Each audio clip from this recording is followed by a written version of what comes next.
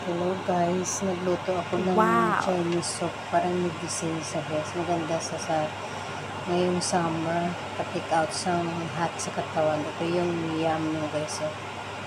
Ayan. Tapos carrot. At saka mga almond. At saka dates. Tapos yung Nice! yung ano ng tangerine. Yung panit. Ayan. At saka lagyan mo ng baboy. Ayan na siya guys. Maganda to sa katawan kasi grabing init yan dito. Kaya yan, Yes! nagawa kong soup.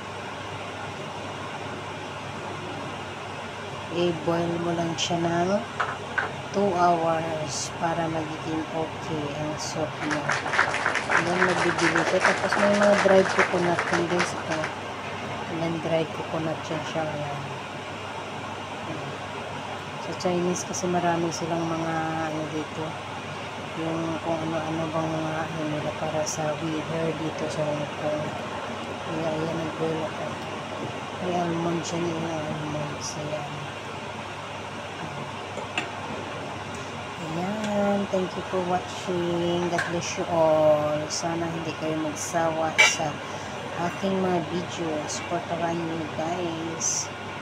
Bye-bye. See you in my next video.